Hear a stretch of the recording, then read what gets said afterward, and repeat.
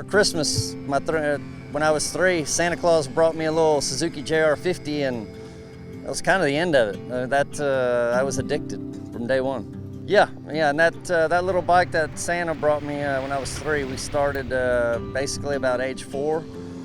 Started racing, and it was just every weekend, basically every waking moment.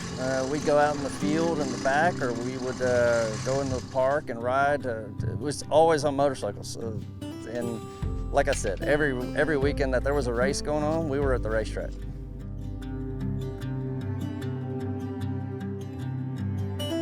Yeah, I think my first experience with Akrapovič was, I can't really remember the year, I'm getting old, but it was with the Yamaha, obviously, and we had done a test on it. At the same time, I had something going on with Honda for the next year, so ended up signing with Honda the next year, and didn't fully get to, let's say, get in bed with Akrapovič at that time, but it was coming in the future. Well, obviously, 2000 was the first World Championship with Akrapovič, and that was not only was it Akrapovič's first World Championship, it was my first World Championship. So this is kind of why we're in this situation. It's a perfect fit. Honda did an amazing job, and of course on our side we have to be on the same level. So we were really working, and I think in the end, as much as I remember, we made like 48 different configurations for that bike. To be in the end successful and win the championship. At that time our company was 10 years old, and we were really investing and pushing the boundaries of technology a lot, and this was really one of the major successes in our history. Yeah, and so let's say you have World Championship racing as far as sprint races, and then you have endurance. Endurance races, the only one I ever competed in was the 8-hour. Ended up winning that one 3 times.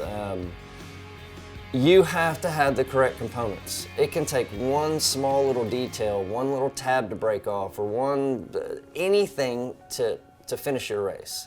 So to have something obviously light, durable, and fast. Horsepower is the main thing, still the main thing in the game, but it has to last the entire race.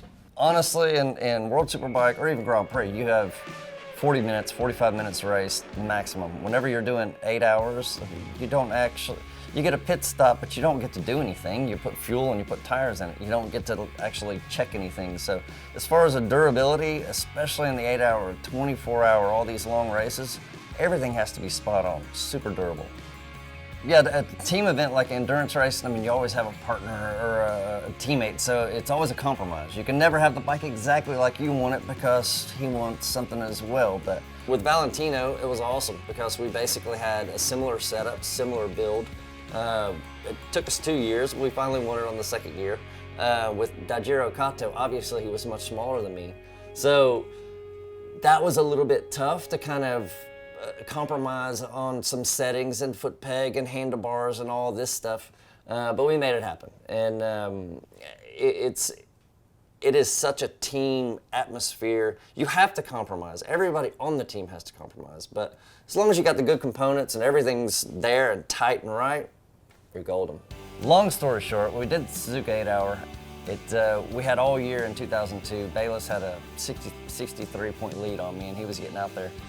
We had a single-side exhaust on there that Honda, engineers decided was the best route. After the 8-hour, we ended up doing, Akrapovič designed this double exhaust that finally something that we felt like could give us some more power, because Bayless was basically running away from us. And we also got some new parts after the 8-hour. Then once we got the new parts with the double exhaust, we went to Oschersleben. And I remember in practice like it was yesterday, because I hadn't been able to pass Bayless all year. As in, I could maybe draft him at the very end of a straight. But we came out onto the front straight at Oschersleben in the first practice. And I got in his draft and basically sucked him up and passed him. And I just remember looking over and going, oh my God, you're dead meat. I got you now. I could actually pass him.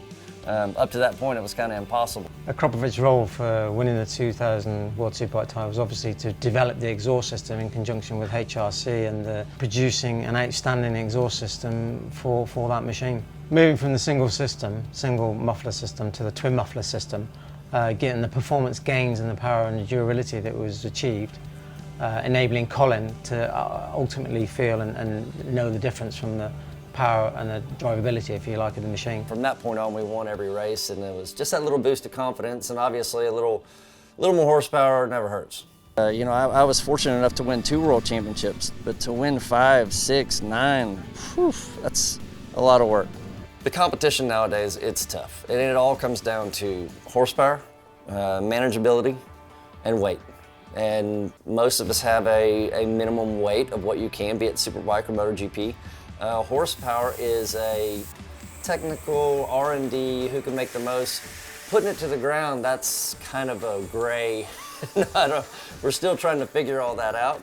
But at the end of the day, a light, super light, durable, strong exhaust like Akrapovič, you can't go wrong. I mean, honestly, when you look at all the manufacturers, you know, Ducati, Kawasaki, Yamaha, so on and so forth, it's just about saving as much weight as possible and getting the bike as light as possible, right on the limit, so you can actually, then you turn to the engine guys and say, all right, build me an engine. But as long as you can get the weight down to a very minimum, then that's how competitive it is. It's crazy. It's just every single gram counts. Yeah, moving to 2003, we jumped on the Aprilia from World Superbike to MotoGP, and it was an experience. It was an experience, and I kept hearing whenever I was going to the Aprilia, all I heard is the comments like, wait till you hear it.